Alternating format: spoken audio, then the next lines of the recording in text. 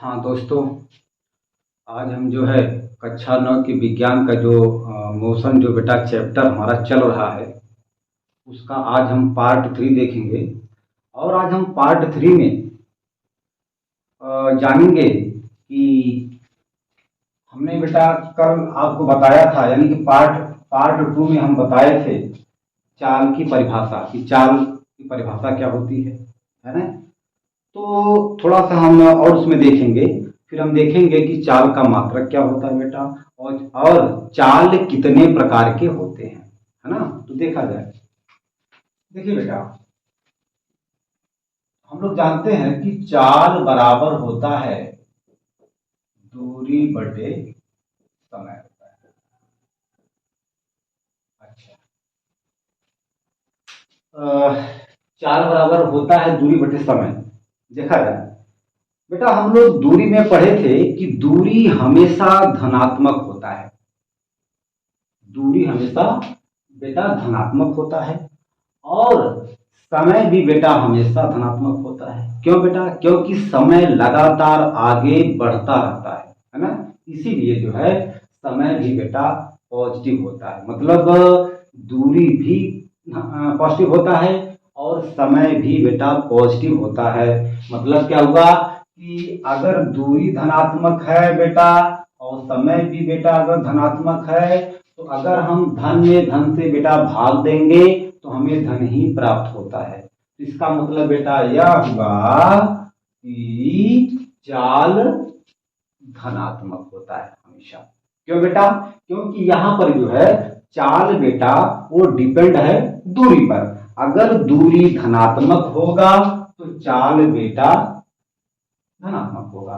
और ये तो हम लोग जानते हैं कि दूरी हमेशा पॉजिटिव ही होता है, मतलब दूरी हमेशा धनात्मक ही बेटा होता है, इसलिए चाल भी धनात्मक होगा। ये श्योर है बेटा। दूसरी बात, हमने बेटा पढ़ा था कि दूरी एक अदिश राशि होती है। दूरी बेटा क्या है? एक अदिश राशि है, तो चाल भी आपका अदिश राशि होगा। क्यों बेटा? मैंने आपको बताया कि चाल जो है वह दूरी पर निर्भर करता है। जैसा बेटा दूरी होगा वैसा चाल होगा। मतलब चाल बेटा पूर्ण रूप से दूरी पर ही निर्भर है। तो अब हम कह सकते हैं कि चाल धनात्मक होगा हमेशा और चाल अदिश राशि होगा बेटा। ठीक है ना। ये हम लोग पढ़ सकते हैं, जान सकते हैं। और देखा जाए चाल को हम लोग बेटा, देखिए चाल का मतलब, चाल का बेटा अंग्रेजी होता है स्पीड। क्या होता है? स्पीड बेटा, स्पीड है। तो हम लोग चाल को यस से प्रदर्शित करेंगे, लेकिन कहीं कहीं पर बेटा चाल को स्मॉल बी से प्रदर्शित किया जाता है। तो अक्सर हम लोग जो है यहाँ पर चाल को बी से ही प्रदर्शित करेंगे। ठीक बेटा, देखा। तो अब हम चाल के बारे में दो तीन पॉइंट लिख सकते हैं बेटा। क्या बेटा? पहला पॉइंट है कि चाल अदिश राशि होता है बेटा।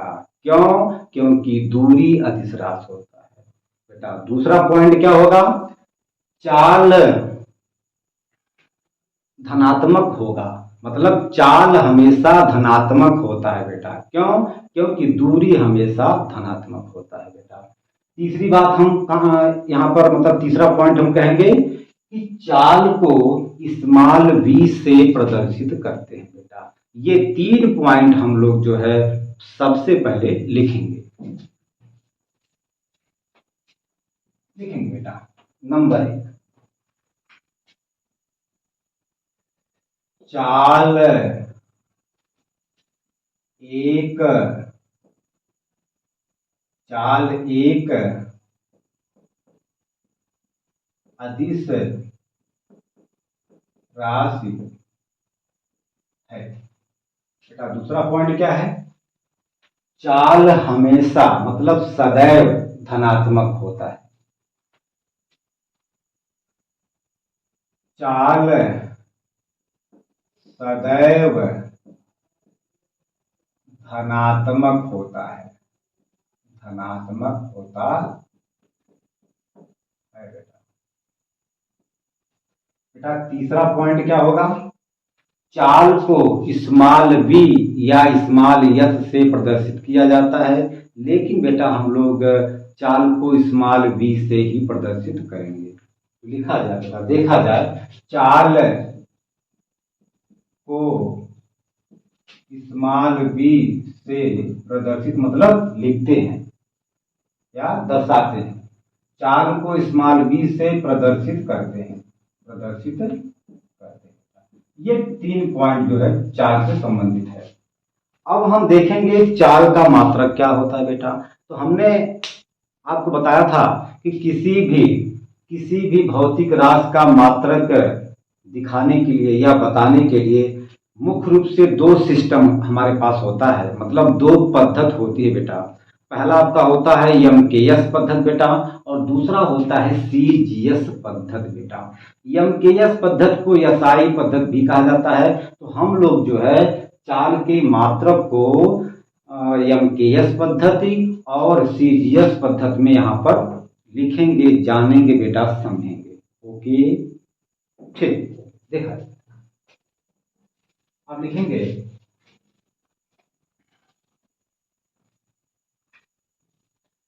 चाल का एम के एस, एम डॉट के डॉट एस पद्धति में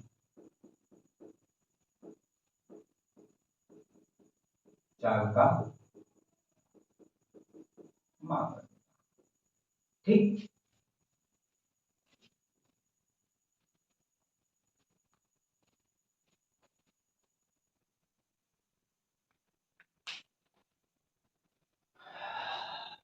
देखा जाए, हमने आपसे बताया कि अगर हमको सूत्र याद है, यदि बेटा हमको फार्मूला याद है किसी भी भौतिक राशि का, तो हम उस भौतिक राशि का परिभाषा और साथ ही साथ बेटा उसका मात्रक हम दोनों बड़े आसानी से जान सकते हैं, लिख सकते हैं। ठीक बेटा, तो देखा जाए, देखिए बेटा जो है चाल, देखिए बेटा चाल बराबर होता है, चाल बराबर बेटा होता है दूरी बटे समय। ठीक है ना।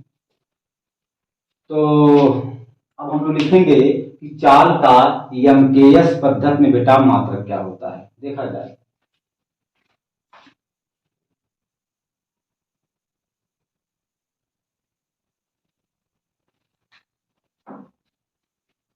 लिखेंगे चाल का मात्रक, चाल का मात्रक बराबर हो जाएगा दूरी का मात्रक, दूरी का मात्रक बटे समय का मात्रक,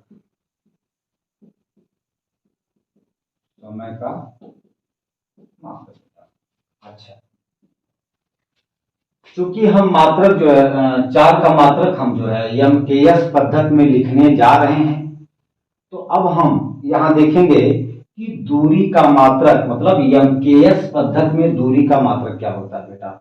तो एमकेएस पद्धति में दूरी का मात्रक होता है बेटा मीटर। क्या होता है? मीटर। कैसे? देखो बेटा, एम का मतलब होता है मीटर और के का मतलब होता है किलोग्राम और एस का मतलब होता है बेटा सेकंड। तो मीटर बेटा ये लंबाई को मापता है, ये बेटा एम का मतलब मीटर होता है और मीटर बेटा ये लंबाई को मापता है। ठीक है। और बेटा के का मतलब किलोग्राम बेटा, किलोग्राम है ना। बट और ये बेटा मापता है द्रव्यमान को, द्रव्यमान को। और बेटा यस का मतलब होता है सेकंड बेटा, ये समय को मापता है, समय को मापता है। तो अब हम कह सकते हैं कि एमकेएस पद्धति में, एमकेएस बेटा पद्धति में, एमकेएस सिस्टम में, एमकेएस पद्धति में दूरी का मात्रक मीटर होगा और समय का मात्रक बेटा सेकंड, सेकंड होगा, सेकंड, सेकंड। ये ठीक है ना। तो हम बटे को लिख सकते हैं प्रति, तो हो जाएगा बेटा यम के यस यम डॉट के डॉट यस पद्धति में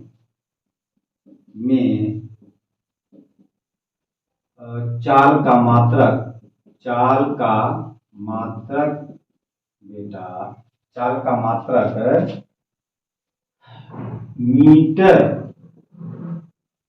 प्रति सेकंड होता है। ये ठीक ना, एमकेएस पद्धति में चाल का मात्रक मीटर प्रति सेकंड होता है बेटा, इसको आप नोट करिए। फिर हम बताते हैं कि सीजीएस पद्धति में चाल का मात्रक क्या होता है।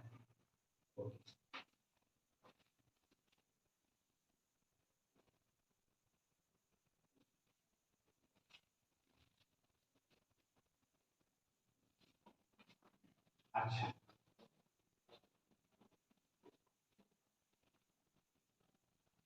देखा बेटा, अब डालेंगे heading C dot G dot S पद्धति में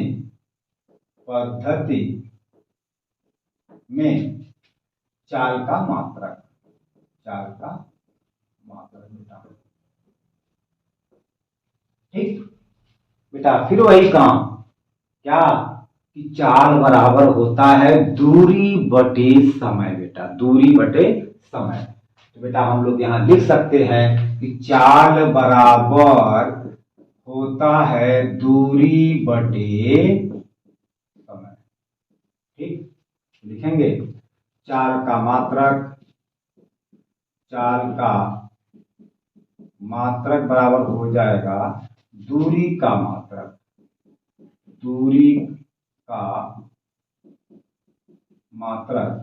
बटे बेटा बटे समय का मात्रक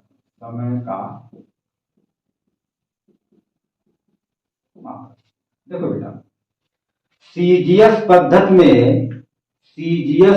में बेटा दूरी का मात्रक सेंटीमीटर होता है, सेंटीमीटर बेटा।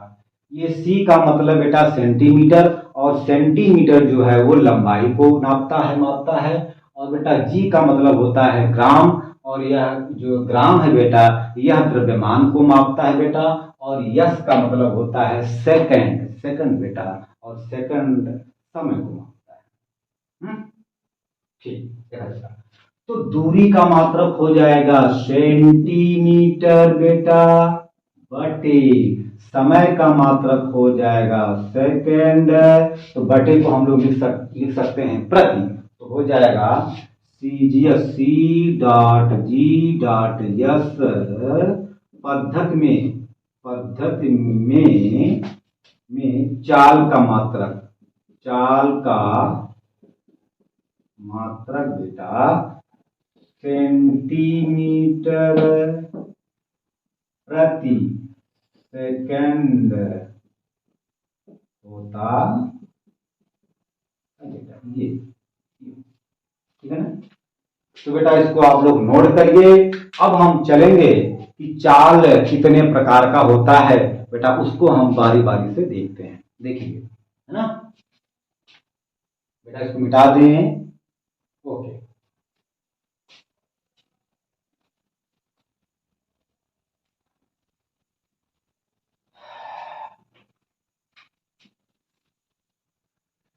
चाल के प्रकार बेटा, काइंड्स ऑफ स्पीड। ठीक है बेटा, हमने देखिए मैं आपको बता दूं कि चाल जो है वह मुख्य रूप से 4 प्रकार का होता है। नंबर 1 समान चाल, नंबर 2 असमान चाल, नंबर 3 औसत चाल, नंबर 4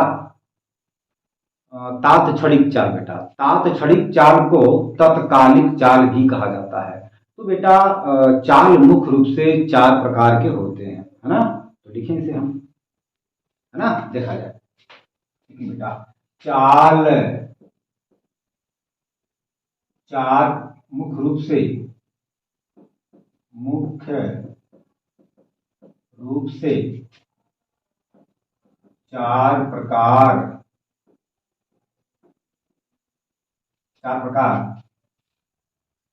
के होते हैं। चार मुख्य रूप से चार प्रकार का होता है, चार प्रकार का होता है बेटा। नंबर एक लिखेंगे, है ना। नंबर एक समान चाल, एक समान चाल बेटा। नंबर दो असमान चाल, नंबर दो असमान चाल। नंबर तीन औसत चाल बेटा, औसत चाल, औसत चाल,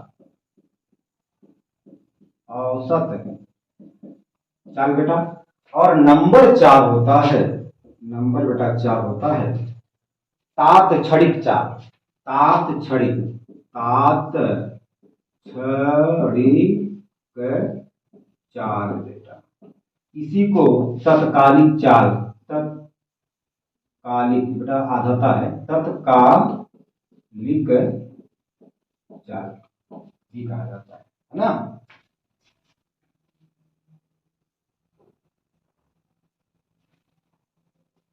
तो बेटा हम लोग जो है अब बारी बारी से प्रत्येक चाल के बारे में पढ़ेंगे। तो हम लोग बेटा डालेंगे हेडिंग नंबर एक समान चाल। देखा जाए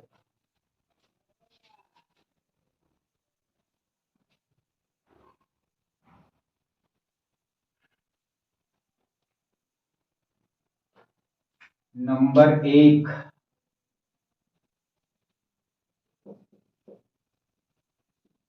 समान चाल बेटा। एक समान चाल को अंग्रेजी में यूनिफॉर्म, यूनिफॉर्म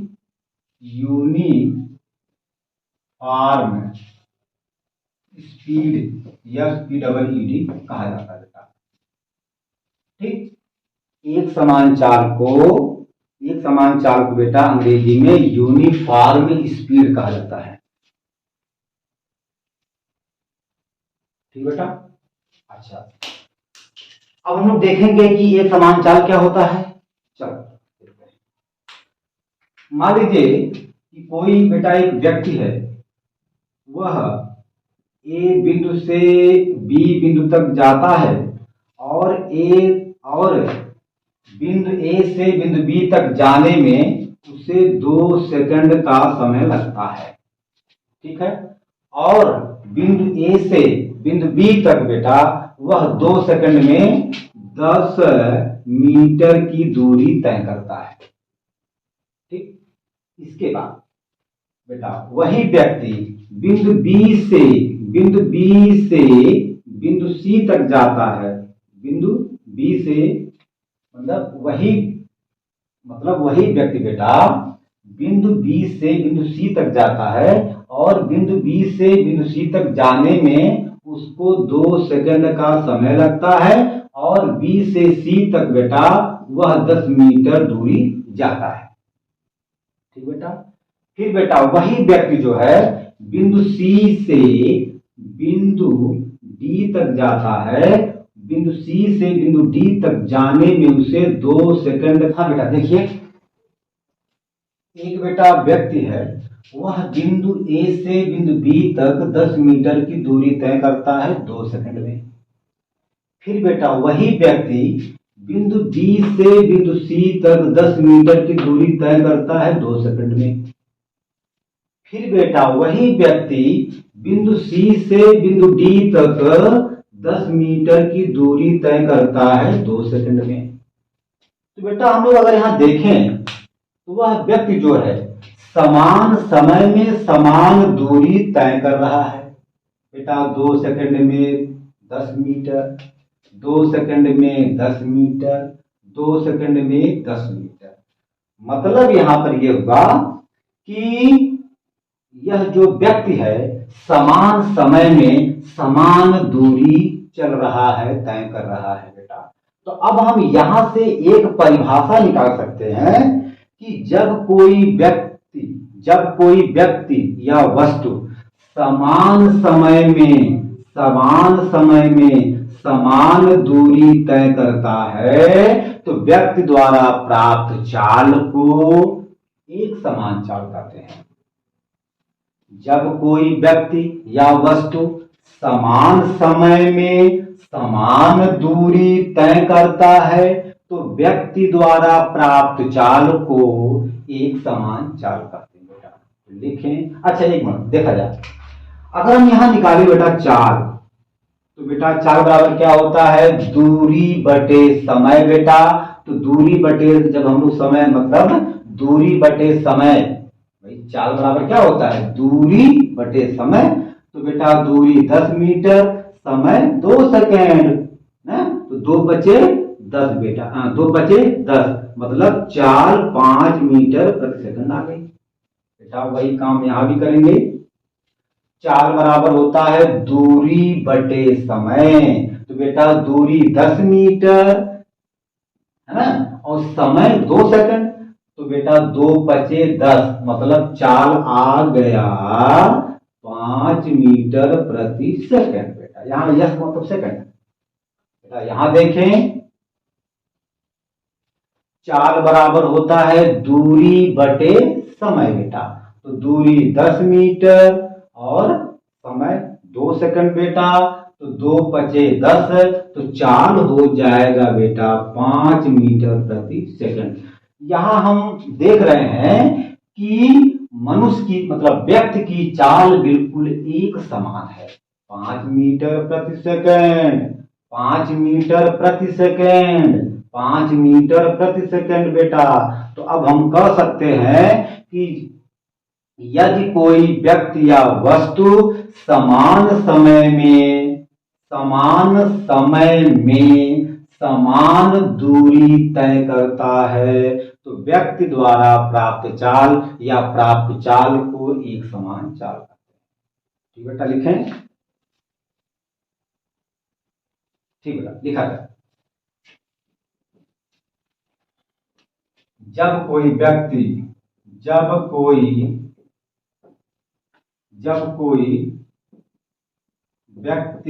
या वस्तु समान समय में समान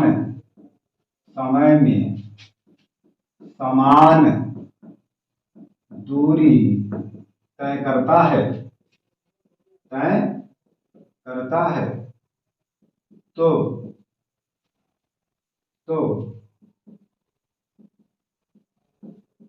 तो व्यक्ति द्वारा प्राप्त चाल को एक समान चाल कहते हैं, एक समान चाल। ठीक बेटा ये हो गया एक समान चाल। बेटा तो अब आप इसको नोट करिए, फिर अब हम नंबर 2 चलेंगे असमान चाल। बेटा आप इसको नोट करिए। हो गया बेटा, हो गया, चलें। ओके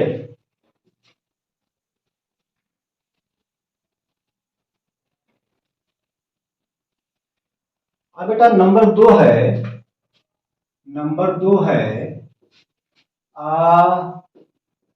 असमान चाल। बेटा और असमान चाल को अंग्रेजी में कहते हैं non uniform speed. Non uniform speed बेटा है ना। देखा है बेटा, मान लीजिए कि कोई एक बेटा व्यक्ति है, वह बिंदु ए से बिंदु बी तक जाता है 2 सेकंड में 10 मीटर। मतलब व्यक्ति कोई है बेटा या कोई वस्तु है, वह व्यक्ति या वस्तु बिंदु ए से बिंदु बी तक 10 मीटर की दूरी तय करता है बेटा 2 सेकंड में।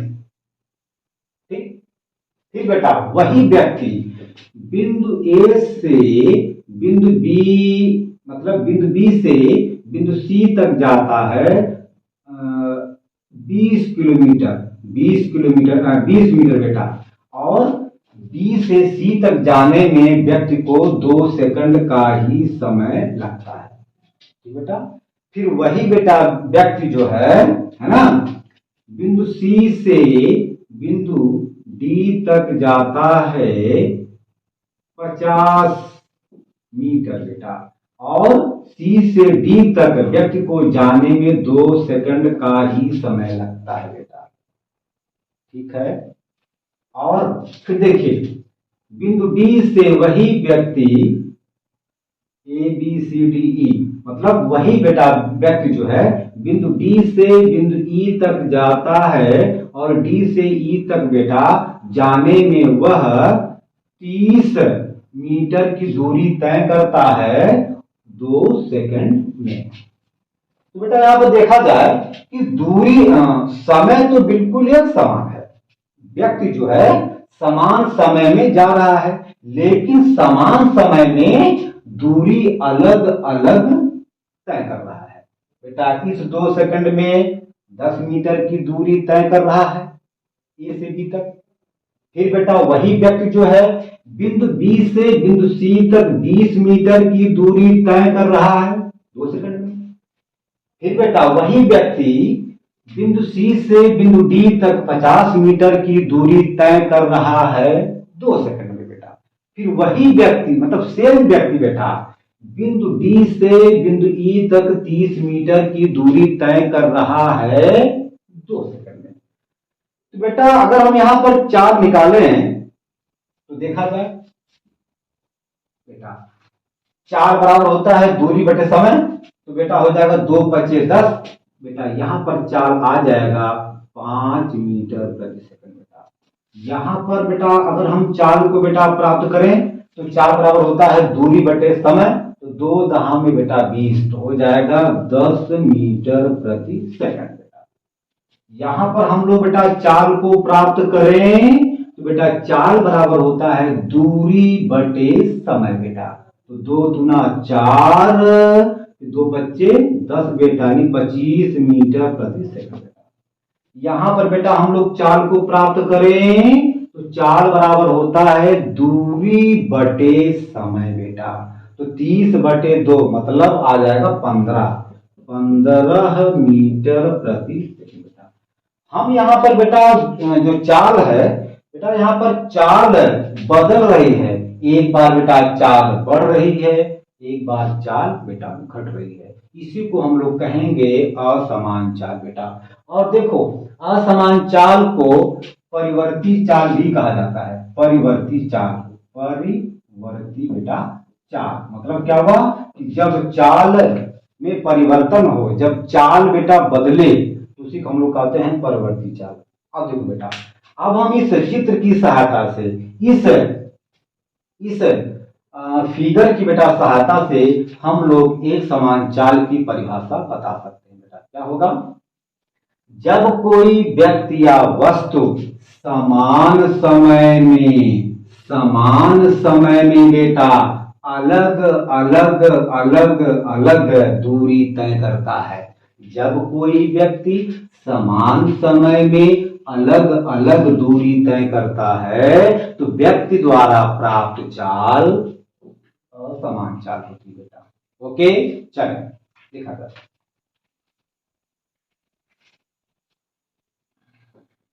जब कोई व्यक्ति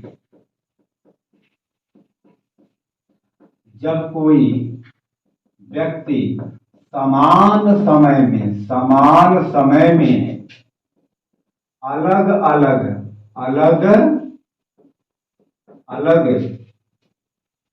दूरी तय करता है तो व्यक्ति द्वारा प्राप्त चाल को असमान चाल कहते, असमान चाल या परिवर्ती चाल कहते हैं। आप इसको नोट करिए फिर आगे चलते हैं, ठीक है। अच्छा अब इसको मिटा दें बेटा, हो गया, चले आगे चले बेटा ये समझ में सबको आ गया? चलें आगे। ओके ओके बेटा ओके। देखा जाए अब जो है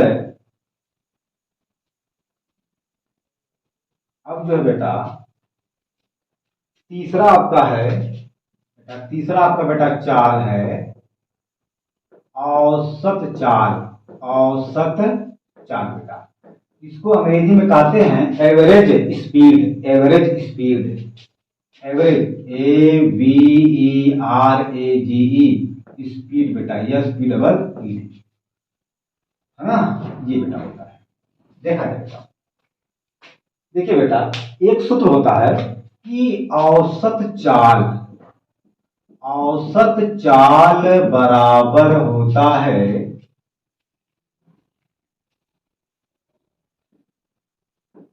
कुल तय की गई दूरी, कुल तय की गई दूरी बटे लिया गया कुल समय, लिया गया कुल समय, ये होता है। तो देखा जाए, हम इस सूत्र की सहायता से औसत चाल की परिभाषा बता सकते हैं बेटा। हम इस सूत्र की सहायता से औसत चाल की परिभाषा को बता सकते हैं बेटा। क्या होगा? देखो, किसी व्यक्ति या वस्तु द्वारा कुल तय की गई दूरी और कुल लिए गए समय के अनुपात को बेटा, के अनुपात को औसत चाल कहते हैं। किसी व्यक्ति या वस्तु द्वारा तय की गई कुल दूरी, तय की गई बेटा, ऐसे लिखो ना, एक मिनट, तय की गई कुल दूरी, तय की गई कुल दूरी बटे लिया गया कुल समय, लिया गया कुल समय, ये होता है। तो किसी व्यक्ति या वस्तु द्वारा तय की गई कुल समय और उसमें लिए गए कुल समय के अनुपात को बेटा, के अनुपात को औसत चाल कहते हैं बेटा। लिखें, लिखा जाए, एक बार फिर देखिए, किसी व्यक्ति या वस्तु द्वारा चली गई कुल दूरी या तय की गई कुल दूरी और उसमें लिए गए कुल समय के अनुपात को औसत चाल कहते हैं। तो लिखा जाए, किसी व्यक्ति या वस्तु द्वारा चली गई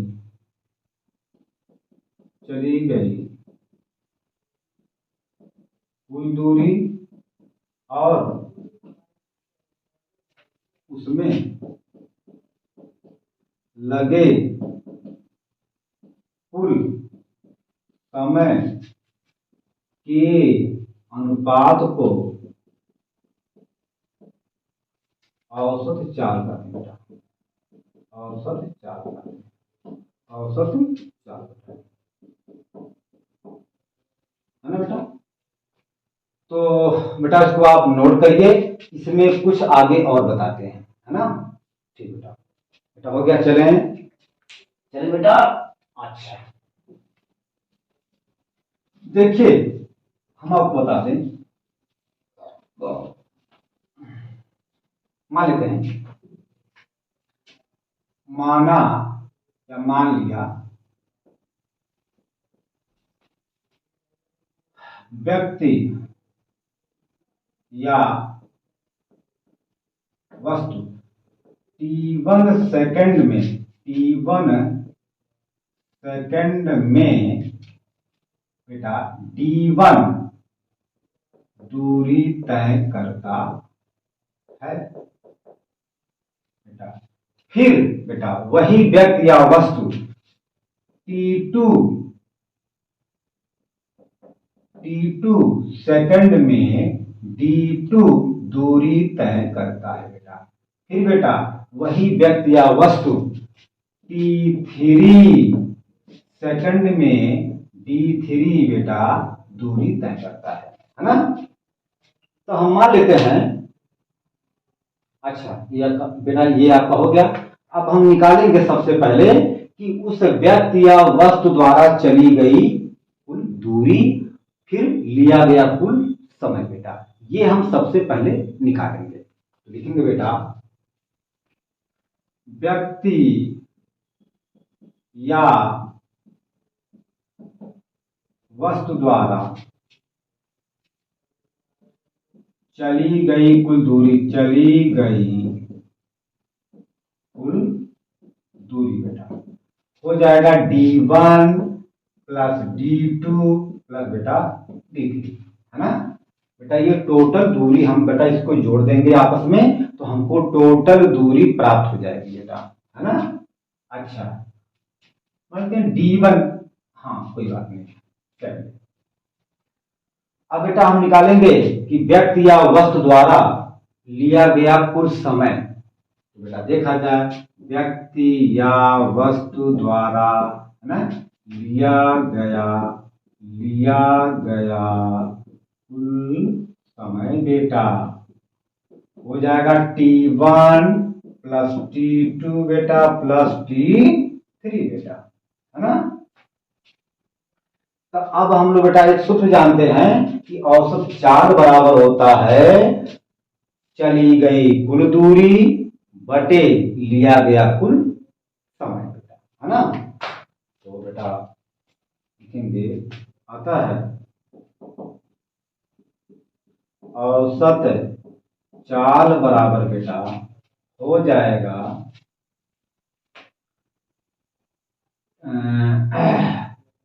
कुल दूरी, मतलब चली गई कुल दूरी, चली गई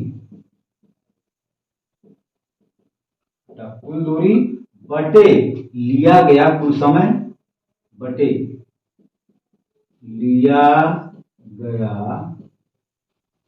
कुल समय बेटा। तो हो जाएगा बेटा टोटल बेटा चली गई दूरी डी, ये बेटा है d1 plus d2 plus d3 बेटा हो जाएगा d1 प्लस d2 प्लस बेटा d3 बटे बेटा, और लिया गया कुल समय बेटा ये है t1 plus t2 plus t3 बेटा, ये आपका है हो जाएगा t1 plus t2 plus t3 बेटा। अब देखा जाए बेटा औसत चाल, देखो हम आपको बता दें, हम देखिए हम लोग इसके पहले पढ़े हैं कि चाल बराबर होता है दूरी बटे बेटा समय, है ना बेटा। चाल को हम लोग स्मॉल b से लिखते हैं और दूरी को s से लिखेंगे चाहे d से बेटा, कोई दिक्कत नहीं है। दूरी को s से भी लिखा जा सकता है, d से स्मॉल d से भी लिखा जा सकता है, कैपिटल D से भी लिखा जाता है बेटा, कोई दिक्कत नहीं बेटा, कोई दिक्कत नहीं। तो हम अगर यस से बेटा लिखें और समय को बेटा स्मॉल t से लिखा जाता है, तो बेटा ये अगर आपको ऐसा कहीं मिल जाए तो बेटा हम इस v को चाल कहेंगे, है ना। अगर आपको ऐसा कहीं मिल जाए कि v बराबर यस बटा टी या d बटा टी, तो बेटा v चाल होता है, यस या d बेटा वह दूरी होता है और टी समय होता है। अब देखा जाए बेटा, और मतलब औसत चाल की बात अगर हम करेंगे बेटा, तो हम लोग औसत चाल, देखिए चाल को बेटा लिखते हैं v से, अगर हम यही लिख दे ए वी जी बेटा, तो बेटा ये ए वी जी का मतलब होता है बेटा एवरेज, और बेटा एवरेज का मतलब होता है औसत बेटा। तो इस पूरे को हम कहेंगे औसत चाल, मतलब औसत चाल को v मतलब v a v g से प्रदर्शित करते हैं, औसत चाल को v a v g से प्रदर्शित बेटा करते हैं। तो हो जाएगा औसत चाल बराबर d1 plus d2 plus d3 बटे t1 प्लस t2 प्लस बेटा t3। ये बेटा औसत चाल के लिए सूत्र होता है बेटा। देखिए जब हम इस चैप्टर को समाप्त कर लेंगे बेटा गति को, तो हम इसके बाद न्यूमेरिकल लगवाएंगे, मतलब हम सवाल हल करेंगे, है ना। कोई दिक्कत की बात नहीं है। तो बेटा आप इसको नोट करिए। फिर हम अब चलेंगे बेटा चौथा, तात क्षणिक चाल क्या होता है बेटा, उसके बारे में हम पढ़ेंगे समझेंगे। तो बेटा पहले आप इसको नोट करिए। चलो तो हो गया, ओके बेटा हो गया बेटा। चलो देखा जाए, अब हम लोग पढ़ेंगे तात क्षणिक चाल क्या होता है। नंबर 4, तात क्षणिक चाल। तात क्षणिक चाल बेटा,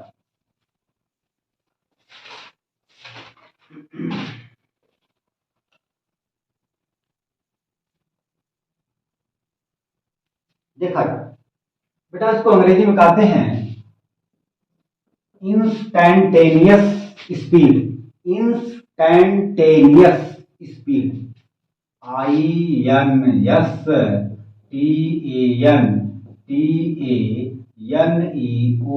INSTANTANEOUS बेटा, इंस्टैंटेनियस बेटा स्पीड का मतलब चाल। बेटा यहाँ अगर हम थोड़ा सा देखें, क्षणिक का मतलब क्या होता है, बहुत कम समय में, है ना। तो मतलब किसी विशेष क्षण पर या किसी विशेष समय पर प्राप्त चाल को तात क्षणिक चाल कहते हैं बेटा। देखा जाए कैसे, मान लीजिए कि आप बेटा कार से कहीं जा रहे हैं, है ना। आप कहीं कार से जा रहे हैं, तो जैसे आप जो है सुबह 6 बजे अपने घर से आप निकले, तो जैसे 6 बज के बेटा 10 मिनट होता है, तैसे आपके पिताजी का फोन आ जाता है और कहते हैं कि बेटा ये बताओ इस समय आपके कार की चाल क्या है।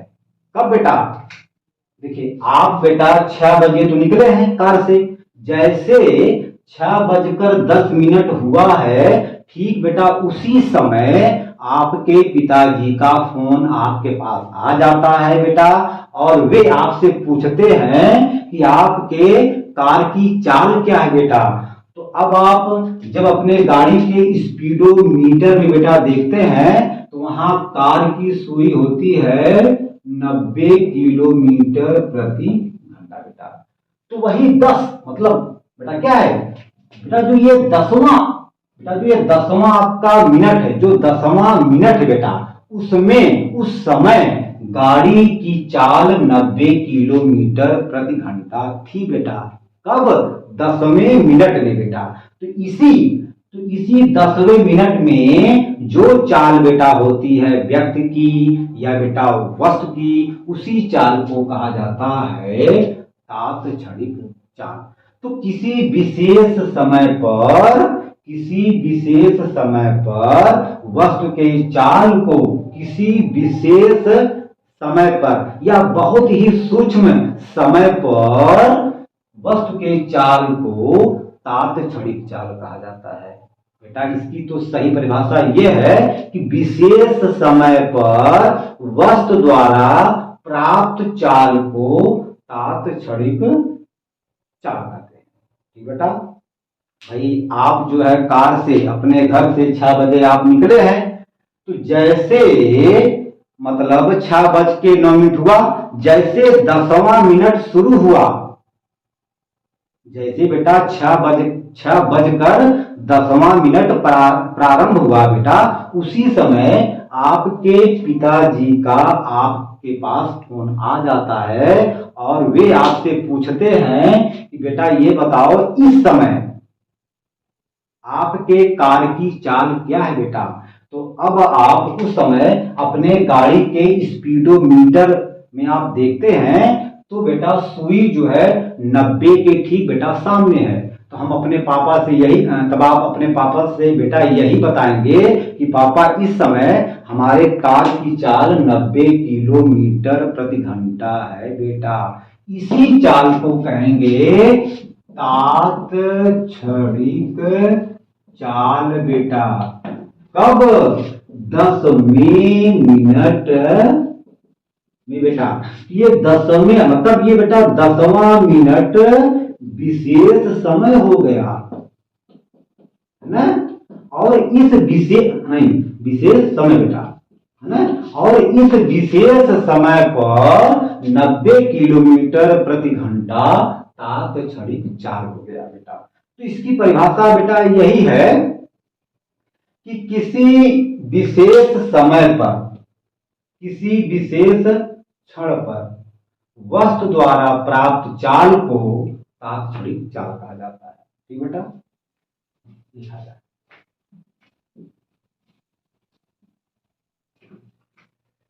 किसी विशेष क्षण पर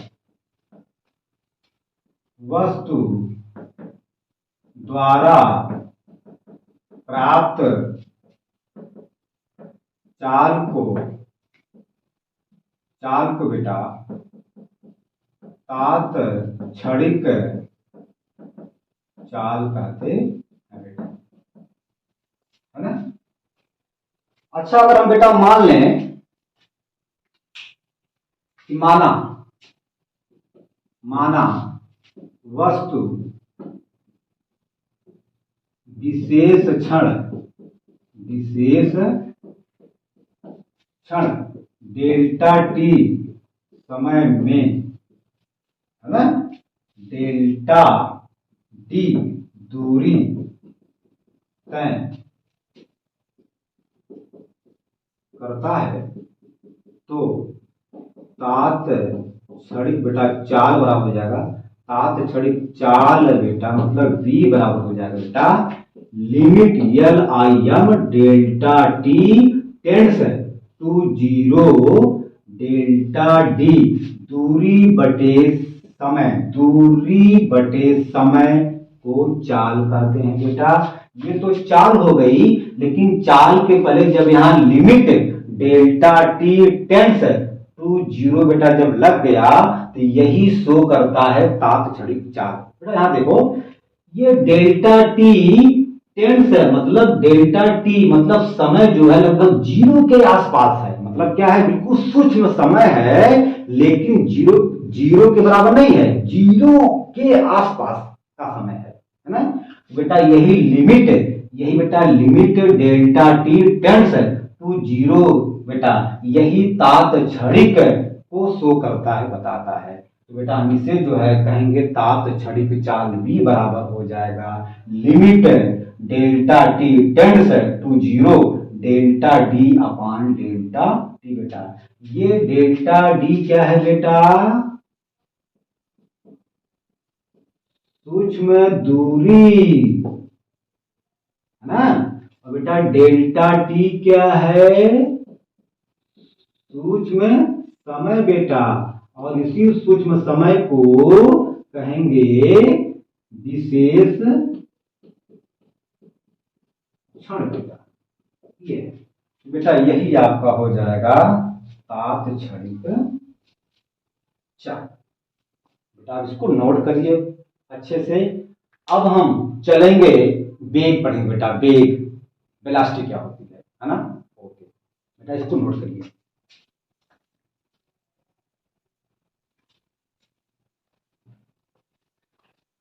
तो देखा जाए बेटा,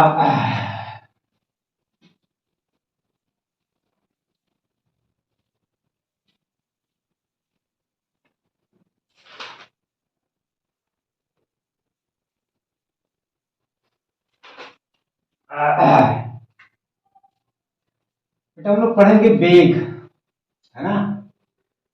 वेग क्या होता है, वेग बेटा, है ना। अच्छा बेटा, वेग को अंग्रेजी में वेलोसिटी कहते हैं, वेग को अंग्रेजी में वेलोसिटी कहते हैं, वेलोसिटी VELOCI बेटा टी होता है ना। बेटा आपने इससे पहले पढ़ा था, जैसे चाल बराबर हम आपको बताए थे दूरी बटे समय बेटा होता है बेटा, ठीक उसी प्रकार से वेग बराबर होता है विस्थापन बटे समय, है ना। तो हम आपको बेटा चाल की परिभाषा बताए थे कि दूरी और समय के अनुपात को चाल कहते हैं बेटा। ठीक उसी प्रकार से हम जो है वेग की परिभाषा बता सकते हैं बेटा। क्या?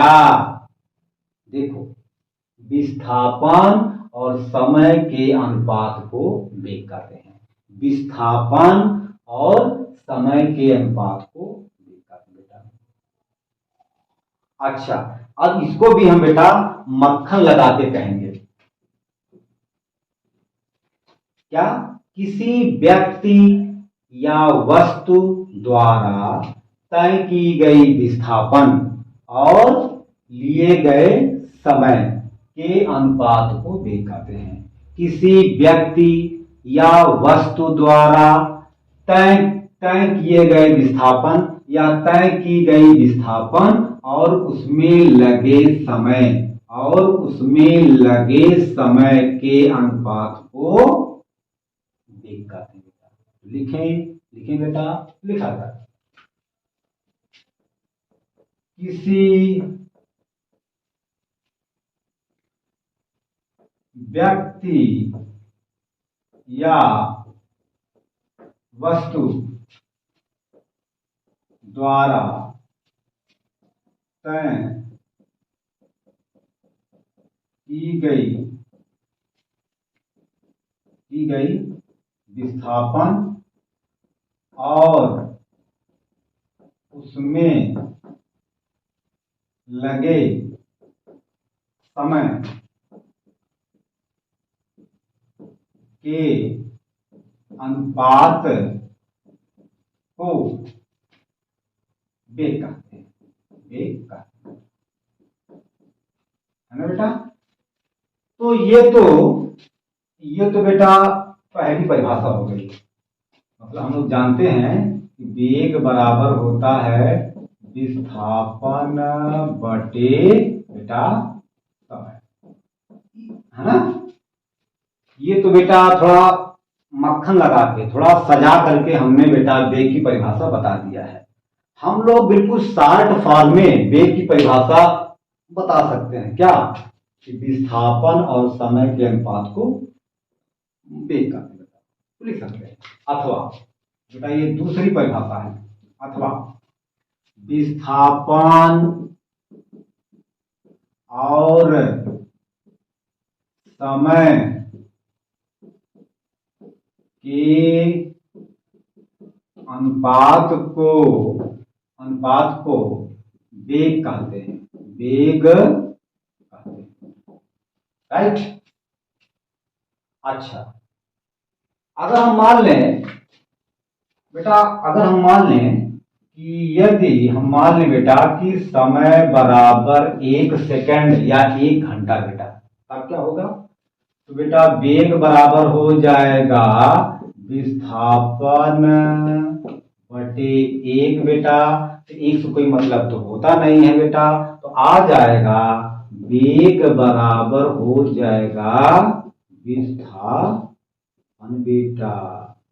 अब हम इस सूत्र की सहायता से, इस कंसेप्ट की सहायता से वेग की तीसरी परिभाषा अपने शब्दों में बता सकते हैं। क्या?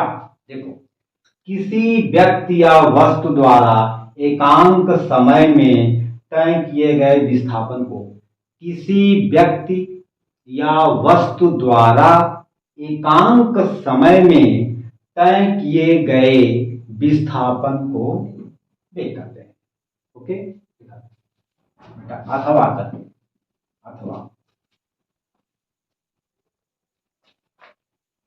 अथवा किसी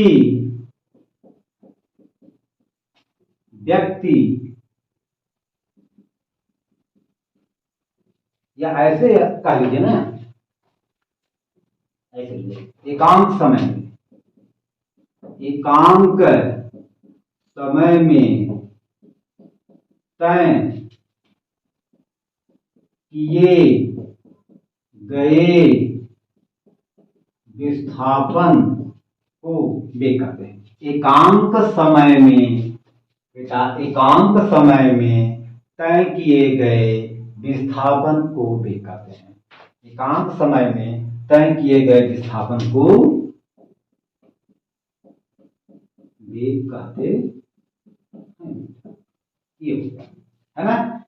तो बेटा ये वेग की परिभाषा हो गई, और ये बेटा वेग की 3 परिभाषा हमने आपको बताया है, और अपने शब्दों में बेटा हमने बताया है। हमने आपसे कई बार कहा कि अगर किसी भी भौतिक राशि का सूत्र हमको याद है, हमको जानकारी है, तो बेटा उस भौतिक राशि के आधार पर हम अपने शब्दों में परिभाषा बता सकते हैं, और साथ ही साथ उसका मात्रक भी दोनों पद्धति में, मतलब एमकेएस पद्धति में बेटा और सीजीएस पद्धति में मात्रक लिख सकते हैं, बता सकते हैं बेटा। ओके, तो बेटा आप इसको नोट करिए, फिर हम इसके आगे चल रहे हैं, है ना। हो गया, अच्छा ओके बेटा।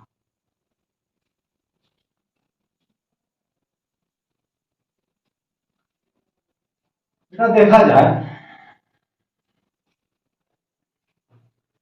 हमने पढ़ा अभी, हम लोग जानते हैं कि वेग बराबर होता है विस्थापन बटे बेटा समय, है ना।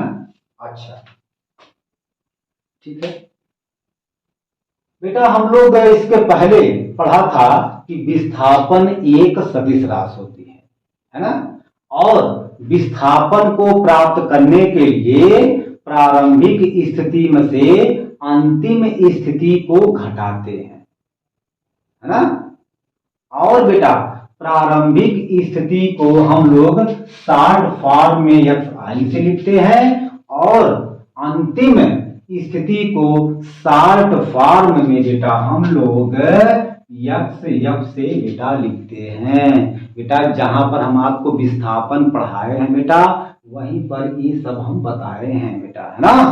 देखा जाए तो हमने आपसे कहा कि विस्थापन को निकालने के लिए बेटा, विस्थापन को निकालने के लिए हमने आपसे कहा था कि प्रारंभिक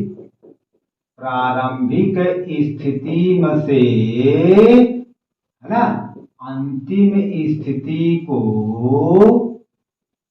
बेटा घटा देते हैं बेटा। और हमने आपको बताया था कि प्रारंभिक स्थिति को xi से प्रदर्शित करते हैं, लिखते हैं, शो करते हैं बेटा, और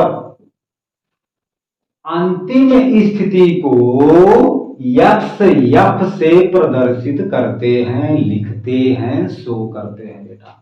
तो हम लोग लिख सकते हैं बेटा, और इसको हम लोग लिख सकते हैं डेल्टा बेटा x। अब देखो बेटा, अब देखो, जो राशि सदिश होती है उस राशि के ऊपर हमेशा तीर का निशान लगाया जाता है।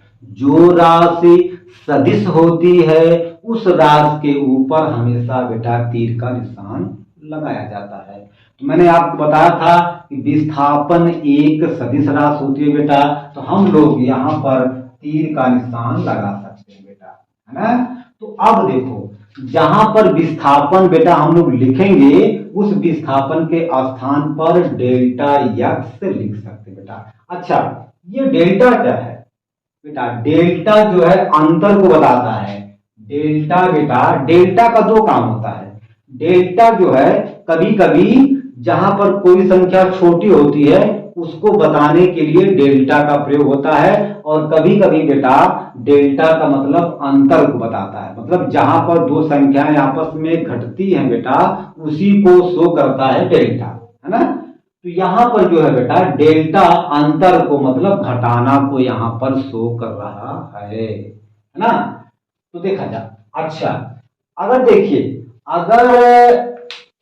अगर बेटा अगर विस्थापन में परिवर्तन हो रहा है, देखिए ये बेटा प्रारंभिक स्थिति है, तो प्रारंभिक स्थिति में पहुंचने में कुछ न कुछ समय बेटा लगा होगा, मान लेते हैं कि t1 समय लगा होगा, और अंतिम स्थिति में पहुंचने पर बेटा वस्तु को कुछ न कुछ समय लगा होगा बेटा, हम मान लेते हैं कि t2 समय बेटा लगा होगा। तो जैसे विस्थापन में बेटा अंतर हुआ है, वैसे यहां पर समय में भी अंतर होगा बेटा।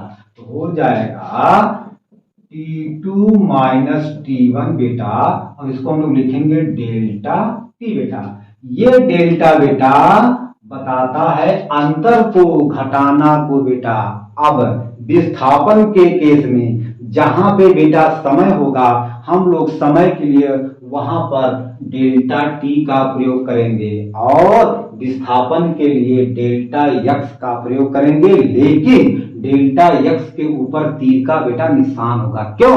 क्योंकि बेटा ये डेल्टा x विस्थापन है, और विस्थापन एक सदिश राशि होती है, और जो राशियां बेटा सदिश होती हैं उस राशि के ऊपर हमेशा हमेशा तीर का निशान लगाया जाता है बेटा। लेकिन समय बेटा सदिश राशि नहीं होता है बेटा, इसलिए डेल्टा t के ऊपर हम लोग तीर का निशान नहीं लगाएंगे बेटा। देखा था। अच्छा बेटा एक चीज और देखा जाए बेटा, वेग का बेटा अंग्रेजी होता है वेलोसिटी बेटा। क्या होता है? वेलोसिटी बेटा।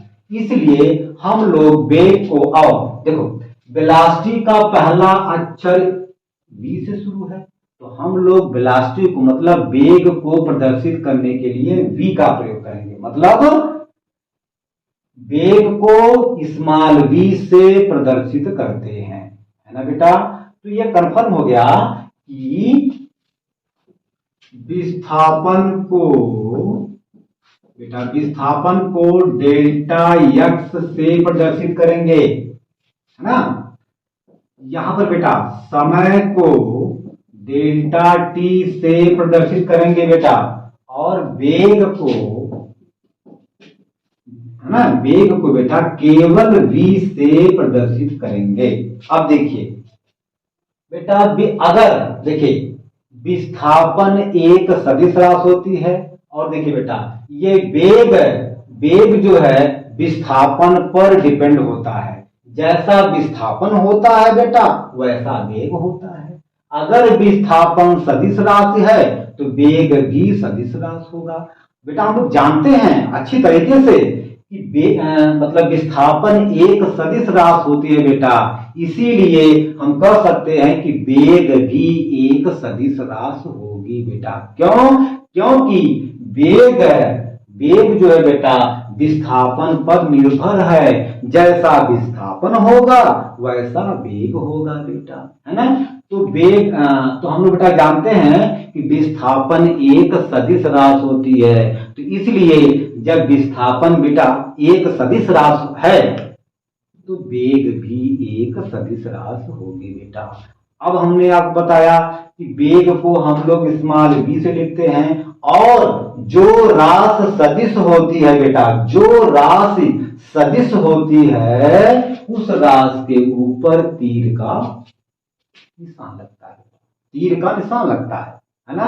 अब हम लोग इस सूत्र को इसके भाषा में बेटा लिख सकते हैं। तो क्या होगा बेटा? हो जाएगा वेग बराबर हो जाएगा डेल्टा x बटे डेल्टा बेटा। आपको अगर ऐसा कहीं लिखा हुआ मिल जाए, मतलब अगर v के ऊपर तीर का निशान कहीं पर लगा है बेटा, तो वह विस्थापन होता है। वह क्या होता है बेटा? वह विस्थापन होता है। और अगर आपको ऐसा मिल जाए v बराबर यस बटा टी बेटा, यहां v के ऊपर कोई तीर का बेटा निशान नहीं है बेटा, तो हम लोग इस v को कहेंगे क्या क्या कहें बेटा? चाल, सॉरी बेटा वेग होगा बेटा। v क्या होगा बेटा? ये v वेग होगा। आपको अगर कहीं पर v के ऊपर तीर का निशान लगा हुआ मिल जाए बेटा, तो इस v को हम लोग वेग कहेंगे, और जहां पर केवल v मिले बेटा तो हम लोग इस v को चाल कहेंगे, मतलब चाल कहते हैं बेटा। ये चाल होता है। अगर ये चाल है बेटा तो ये दूरी होगा, है ना। और ये समय होगा बेटा, ये आपका क्या होगा बेटा, तो ये अच्छा क्यों बेटा, क्योंकि दूरी एक अदिश राशि होती है बेटा, इसलिए चाल भी एक अदिश राशि होगी, और जो राशि बेटा अदिश होती है उसके ऊपर तीर का निशान नहीं लगाते हैं। जो राशि अदिश होती है उसके ऊपर तीर का निशान नहीं लगाते हैं, और जो राशि सदिश होती है बेटा उसके ऊपर एरो का निशान लगाते हैं, मतलब तीर का निशान लगाते हैं। तो बेटा ये चीज है, अगर आपको ऐसा कहीं लिखा हुआ मिल जाए बेटा, ये शो करता है वेलोसिटी को, अगर आपको ऐसा कहीं लिखा हुआ बेटा मिल जाए तो ये शो करता है स्पीड को, चार्ज। ओके बेटा, इसको आप लोग नोट करिए।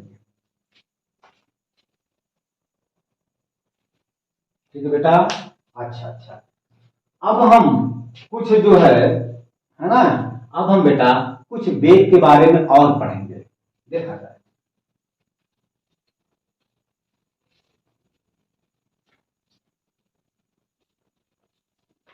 देखिए बेटा, हम लोग जानते हैं कि वेग बराबर होता है विस्थापन बटे समय बेटा, और हमने आपसे कहा कि जैसा विस्थापन होगा वैसा वेग होगा, है ना। हमने बेटा आपसे यही कहा कि जैसा विस्थापन होगा वैसा वेग होगा, अगर विस्थापन बदमाश होगा तो वेग भी बदमाश होगा, अगर विस्थापन अच्छा आदमी होगा तो वेग भी अच्छा आदमी होगा। देखिए हम लोग इसके पहले बेटा पढ़ चुके हैं कि वेग धनात्मक, सॉरी, विस्थापन धनात्मक होता है ना, मतलब पॉजिटिव होता है, और जीरो भी होता है बेटा, और निगेटिव भी होता है। तो अगर विस्थापन धनात्मक होता है, शून्य बेटा होता है, और क्या होता है, निगेटिव होता है। अगर विस्थापन पॉजिटिव होता है, इसके बाद जीरो होता है, और बेटा निगेटिव होता है, तो वेग भी बेटा पॉजिटिव होगा, और निगेटिव भी होगा, और शून्य भी होगा। हमने आपसे कहा कि वेग जो है बेटा पूर्ण रूप से विस्थापन पर डिपेंड करता है, जैसा विस्थापन होगा बेटा वैसा वेग होगा। अब हम कह सकते हैं कि वेलोसिटी भी पॉजिटिव होती है ना, जीरो भी होती है, और बेटा निगेटिव भी होता है। अच्छा, अब हम लोग बेटा कुछ पॉइंट लिखेंगे, अब हम लोग कुछ पॉइंट लिखेंगे, नंबर 1 लिखेंगे बेटा। पहला क्या है कि वेग एक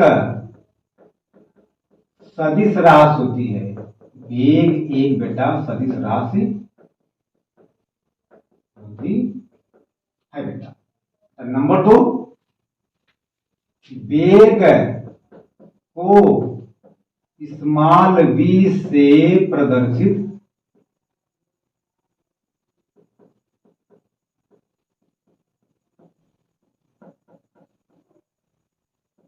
करते हैं बेटा।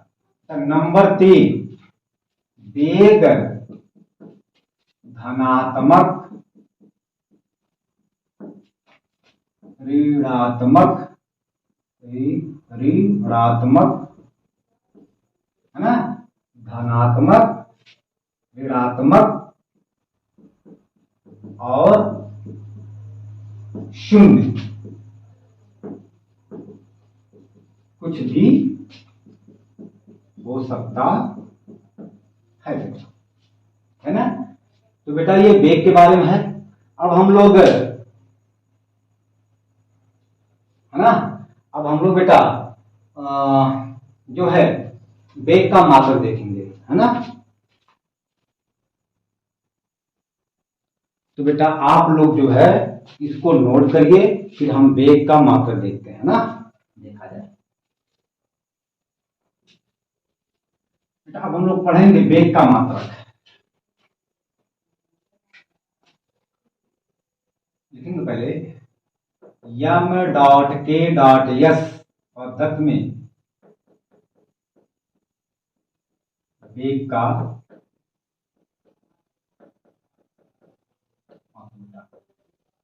यम के एस पद्धति में वेग का मात्रक बेटा। तो हम लोग जानते हैं कि v बराबर होता है डेल्टा एक्स अपान डेल्टा टीटा। बेटा ये डेल्टा एक्स क्या है, क्या बेटा, विस्थापन है। ये डेल्टा टी क्या है, समय बेटा। ये v क्या है बेटा, वेग। या आप हिंदी में लिख लीजिए, अक्षरों में लिख लीजिए ना। वेग बराबर होता है विस्थापन बटे समय। तो वेग का मात्रक हो जाएगा, वेग का मात्रक बराबर बेटा हो जाएगा विस्थापन का मात्रक, विस्थापन का मात्रक बेटा बटे समय का मात्रक, समय का। तो बेटा देखा जाए, यमकेएस पद्धति में विस्थापन का मात्रक होता है मीटर। यमकेएस पद्धति में बेटा विस्थापन का मात्रक क्या होता है बेटा, मीटर बेटा होता है, मीटर। यमकेएस पद्धति में विस्थापन का मात्रक मीटर होता है, मीटर। हम आपको बेटा बताएं तो बेटा हो जाएगा। देखो यार, यम का मतलब क्या होता है बेटा, मीटर, और ये बेटा मीटर लंबाई को मापता है ना। तो बेटा इसलिए हम लोग कह सकते हैं कि यमकेएस पद्धति में विस्थापन का मात्रक मीटर बेटा होता है, और समय का मात्रक बेटा सेकंड होता है, सेकंड, सेकंड बेटा। अब हम लोग लिख सकते हैं यम डॉट के डॉट यस पद्धति में विस्थापन सॉरी वेग का मात्रक, वेग का मात्रक बेटा मीटर है ना प्रति सेकंड होता ये है ना। तो बेटा आप इसको नोट करिए, फिर हम चलते हैं सीजीएस पद्धति में वेग का मात्रक। बेटा हो गया, बेटा हो गया, ओके।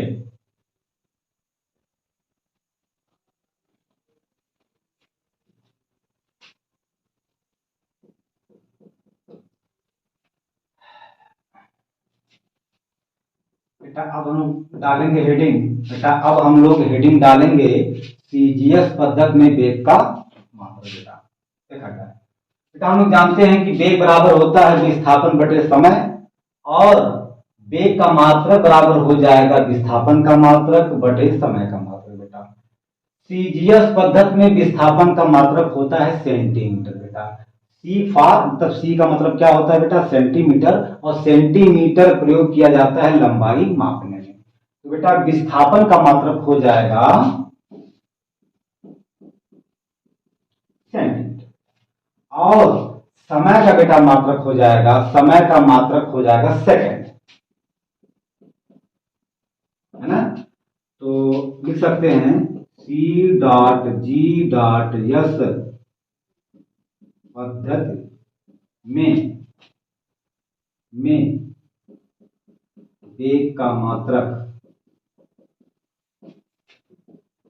सेंटीमीटर प्रति सेकंड होता है।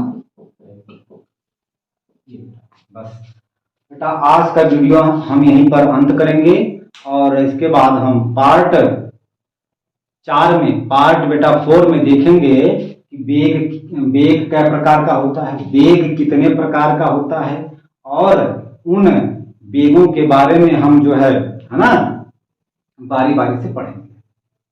ओके।